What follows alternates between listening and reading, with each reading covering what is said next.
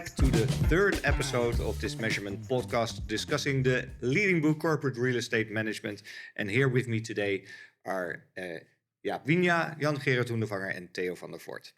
So let's dive straight into it, implementing a corporate real estate strategy. Now, a strategic plan only holds value if it can be executed. In this part, we transition from theory to reality. We cover the entire implementation lifecycle, from building a value-based business case and a briefing that inspires innovation, to the long-term management and exploitation of the environment. Now, how do we ensure the workplace continues to perform long after the move-in date? So, Jaap, why is a traditional financial business case no longer sufficient? And how do we incorporate the HR perspective and employee well-being into this value case? Well, maybe the traditional financial business case has never been sufficient. It was just a limited view of what you want to make happen and what happens then to the business. It's like buying a car, but only looking at the price the moment you buy it. And when you look at that comparison, you would say, you're crazy when you only look at that. We did that when thinking about buildings. And nowadays, we also take in consideration the risk aspects and the impact aspects when looking at it as an integrated business case. Or as you call it, I think, a value case. And looking at those, it is like looking at the car and also looking, hey, what is the mileage that I get? And what is the rest value that I get? And when I drive it, am I safe? And am I happy? Am I enjoying it? Can I hear my stereo? Do I only hear the car engine? Yeah, so this impact and this risk aspects, we also take into account now with buildings. It feels like common sense, almost like when you learn to ride a bike. We will not stop doing this again, I think, as long as we use common sense. So I'm very much an advocate of the new way of business cases. And yeah, that's, I think, in short, the answer. Right. So how does the implementation of corporate real estate strategy look like in your eyes? The corporate strategy, together with the user needs, leads to a view on the values that you want to realize.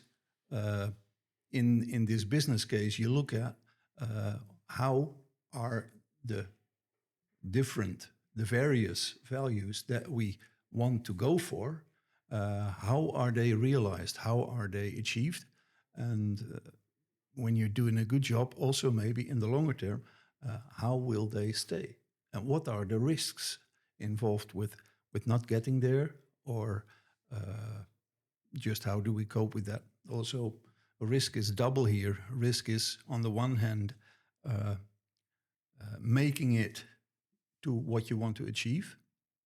And on the other hand, risks also as risks from the outside that threaten your plan. And how to mitigate it? And how to mitigate it, yeah. Or how to, make it not happen. Yeah. Theo? Maybe it's good to add that quite recently we like to connect the theory about business cases with practice. So we organized a roundtable discussion with 6 experts from practice, and we interviewed 12 other experts, experienced CRM managers, consultants, and so on. And they all plead for indeed a more integrated value-based business cases. With one statement, it's going beyond financials. And but that's more easy to say than to do. But we saw that indeed they include many more non-financial parameters, like how to attract and attain scarce staff, specialized staff, sustainability issues, flexibility, user satisfaction, productivity, all the more subjective values, so to say, are now much more integrated. And then they come to a dilemma how to weight all these parameters to each other, and that's quite difficult.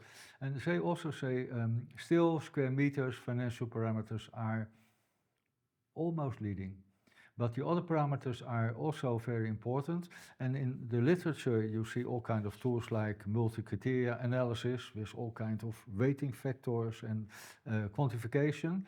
And in practice, it is more discussion-like. So part of it is indeed measured and also allocated with different weights.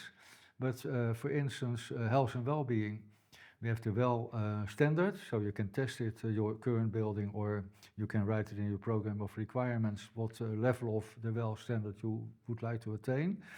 But it's much more interesting to discuss with each other. Why do we want it? And is it a problem? Is it currently a problem or not? What is our goal in the next couple of years? What we learned from those conversations, and also I can speak from my own practice, is that you should always tick all the boxes. So still there is this CFO looking at the financials only and saying, okay, can we, what is the investment? Is it a reliable calculation? Is everything included, etc.? And more importantly, maybe, can we afford it? Which is a question that goes beyond added value or cost or everything. It's like, is this a good timing? What are the other priorities in the company right now? So, and then if you tackle that, there's space for this discussion, as Theo describes it, more in general. Okay, what is important and what scenario or what plan is the best to give a go? Yeah, and in addition, again, where the traditional business case more or less focused on, okay, what will be the return on investment? Nowadays, we hope for business cases that look, for my part, circular over the whole lifetime of a building and after that and beyond. And when you talk with the CFO, that it's not only the ROE, the return on investment, that counts, but that it's the exploitation phase just as well. And not only that, but maybe also things like the CO2 budget that you may end up with in a short while from now. Yeah. So how can we ensure that the original strategic goals aren't lost once the building is in a daily use? By not throwing away the business case, and by keeping to actualizing it. So by not throwing away the business case, but by keeping it actual. By looking at things that change that would have an impact on the outcome of your business case and taking them into it. So that not daily, but still on a good frequency, you look into this with your management strategies from your company and say, okay, it still fits. It still, oops, hey, there it doesn't fit. What can we do about it? So you're more or less checking, like when I buy this shirt, I know it fits, but maybe my size changes and it may become flappy, which I hope, or I may become flappy so it doesn't fit anymore. Yeah, and it's the same with the business case has been written to make a fit as good as possible. Yeah, we learned that in the previous podcast that the only change, the only constant is change, and therefore we know that this building is either too small or too big. It doesn't fit at any moment in time. Was that what you wanted to refer to? No, something else, but yes. So that needs to be included in that business case too. Oh yes, flexibility part in there, and for that also a certain slack in what you have may be very good to keep it flexible or workable a bit longer. Bricks aren't flexible. Bricks aren't flexible. No. my addition would be that this is not only true after project delivery, but also during projects, which can take months, even years. And it's really a mistake to think that you can. Your only job is to deliver the project as designed, because a lot can change on the way. And then the business case is very useful as a managing guide or steering thing to look back. Okay, are we still on track? Because sometimes during projects priorities can shift, so you need to cut the budget or whatever. Then you can take the business case. Okay, this is the starting point. But also from external circumstances can change, and there can even be projects that when you're halfway, you say it's not a good idea to finish it. And so you're saying extending that dialogue, or actually moving it more forward before the delivery of the building there. Yeah. Yeah, and what the good thing is, when you look at traditional project management, we would be checking on the MOTIC or MOTRIC aspects, being money, organization, time, risk, information, and quality. Since Prince 2, which is a very administrative way of doing project management, but the good thing I like about Prince 2 is it introduced a business case as a document that came back per phase in the project to check on, and also the aspects of, has anything changed from the start of the project, and what is the progress that we have actually made in the project. What I would like to add is that stakeholder management is again key in developing and also monitoring business cases.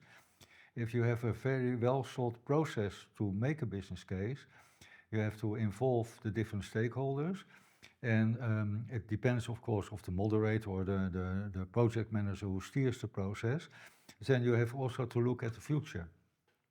So not only to look at, okay, we would like to intervene for particular reasons, but also in the long run. And when you bring different stakeholders together, the technical specialist, the financial specialist, the representative of the end user, new discussions show to be start. And it makes people much more aware of what is going on, what are the misfits between the demand and supply side, but also to give an idea of the future developments. So to involve the right stakeholders from the start on, and also in the monitoring process is very important. Yeah. Adding to that the conversations Theo described with practitioners also made clear that it's more maybe about the process of making the business case with the stakeholders than the idea to make it and then present it to the board and say, okay, yes or no. In fact, the ideal process would be that this decision emerged during the process. So at the end, everybody already knows what the decision will be, because you had so much interaction, involved everybody. And most people describe the process as stakeholder management. So they were not making a business case, they were interacting with stakeholders. Yeah, where also is to be mentioned that the stakeholder analysis is so important. We often think it's only the people involved in the project, or maybe directly like employees involved by the results of the project. But it's paying off when you really pay attention to those stakeholders that you otherwise forget. They're the most risky stakeholders for your project. And when you have them around the table, not only listen to what they say, but also listen to what they not say. Sometimes you have different stakeholders around the table at the same time, and one of them is not talking because the other one is there. Yeah, it's practice. One of the interviews mentioned a nice statement to emphasize that the process is so important. He said, the profit is in the process. And that's really something to think about. Nice. So how do we shift that mindset from focusing on a one big one-off project to corporate real estate management as a continuous process of optimizing the workplace? Two things. Looking wider than the big project. especially when you're a bigger company and you have more than one object to manage. Your big project will probably not concern all your projects. So the portfolio management, where you look at your whole corporate real estate, is one thing to take into account. And the other one is this check and recheck and actualize your business case based on what happens in the world. When energy prices, like nowadays, tend to almost double to what they were, there's maybe a new business case when it is about the energy consumption of your building. I think maybe a key for this change, because I really recognize is that we need to speed up the plan, do, check, act in corporate real estate management. You cannot make a new environment and say this will last for 20 years. That's, I think a key to that is to do more evaluation and monitoring. So don't wait until people are complaining and get angry maybe even about the situation, but try to be ahead of that by measuring, monitoring what is happening, how is it used, how can we optimize as a regular process, at least yearly, maybe even more. And then you'll find that maybe small changes, floor or part of a floor or an addition of a specific room even, can make the difference. Yeah. Finding the patterns of behavior. Actually. Yeah, and also maybe adding to that more acknowledging that this is that you cannot make it right for a whole period of time. So being aware that you should change all the time, and it's well, in fact, corporate is about trial and error for a bit.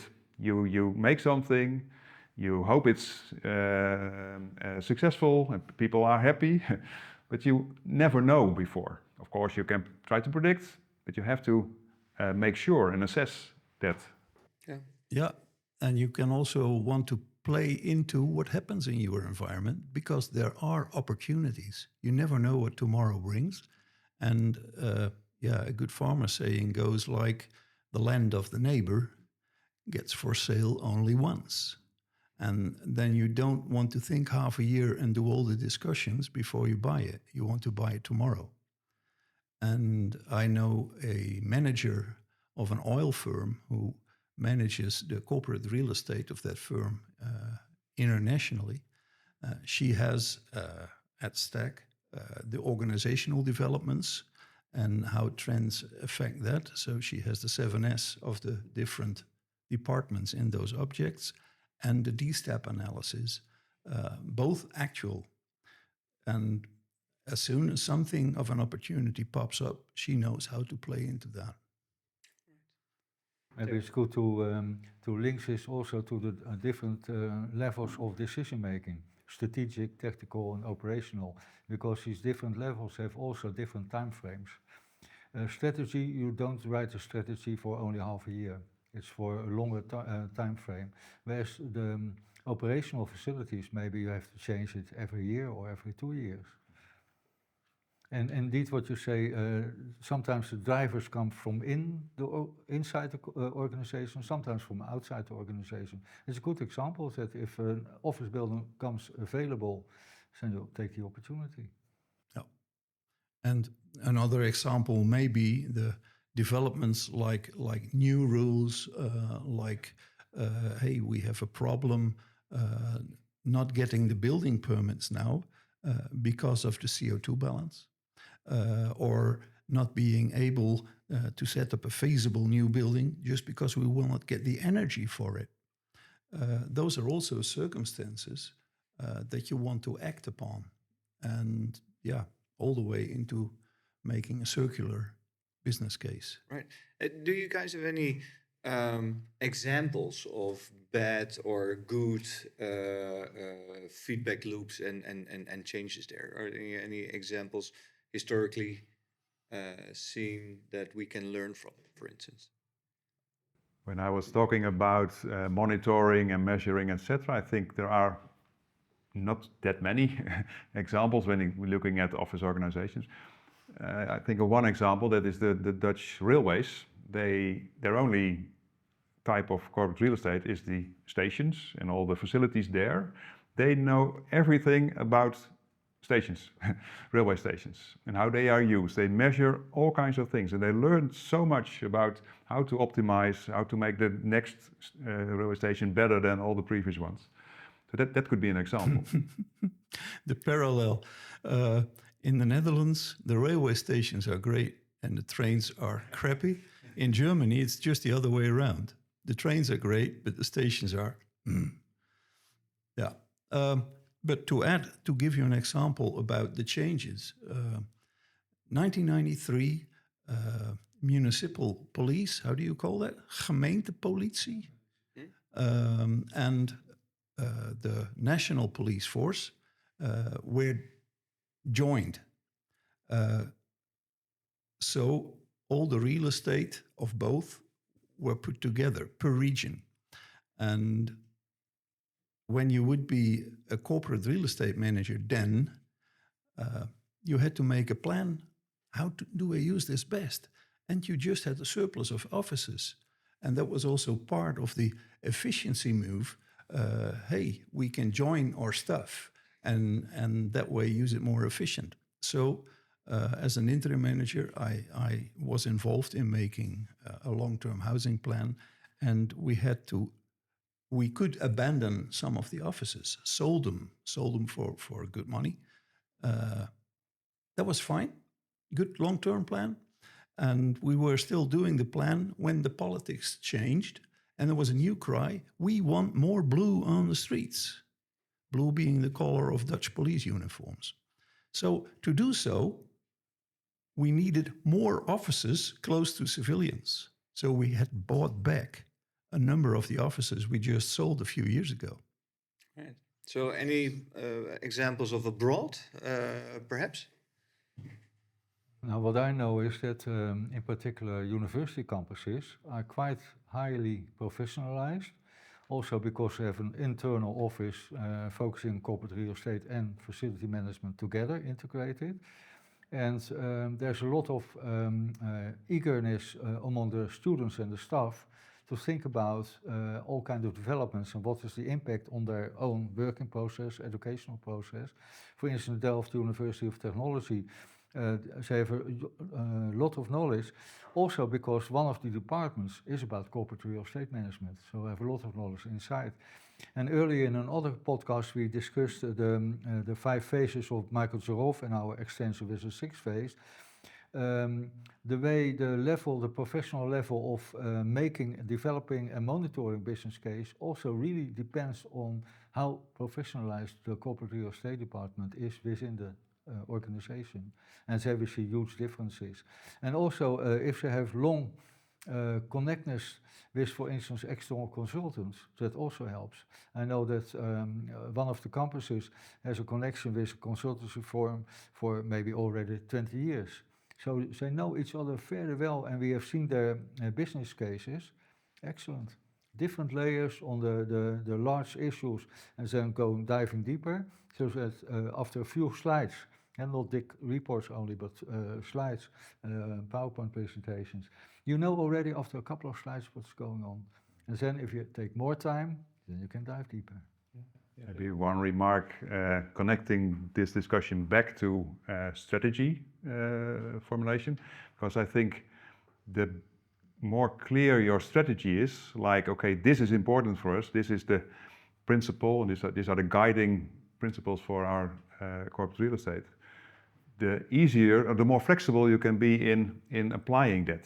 And I see quite a lot of organizations who make plans like moving out of a building or restructuring the portfolio or whatever, without having this clear vision above that. And then when circumstances change, they don't know what to do. Yeah. Any final thoughts for this session? Yeah. Yeah, I would like to mention the word circularity once more. I think we need to go there, and it's almost like in Star Trek, we have to go where nobody has gone before to learn. And we will learn only by doing this. And I believe that business cases will grow. The more knowledge we share, making that, the better the business cases will become and the more useful they will be. Sharing that knowledge and business cases, well, we like to call on every professional to share that and also to do more evaluations on business cases. So what were the ideas before? What is the reality afterwards? And how can we learn from that? Now, I would like to make a link with the program of requirements, but maybe you have to raise some particular questions about that. No? It's a matter of the chicken and the egg, partly, because after having your strategy and you start a project, you need a program of requirements, well thought and well elaborated. But to write a business case, you need to know what you are going to do. So there's a strong interaction that the business case can be input for the program of requirements, but the program of requirements is also on a certain, maybe less detailed level, also input for the business case. And that's again an example of integration. There are not different phases, first you program and then starting a business case, but it's more integrated and interrelated. Thanks for that. Closing reflection for our audiences. Are you currently managing your workplace as a static asset, or are you organized to treat it as a dynamic environment that requires continuous adjustments based on user data and feedback? Thank you for listening to this episode of the Measurement Podcast. We hope these insights from the Corporate Real Estate Management book will help you look at your own work environment with a fresh and strategic look. For more information on how we use data to optimize your workplace, please visit measurement.io. Remember, a building is merely a container, but a thoughtfully managed environment is the engine of your organizational success. By seamlessly aligning strategy, people, and real estate, we create the foundations for growth and well-being, improving workplaces worldwide.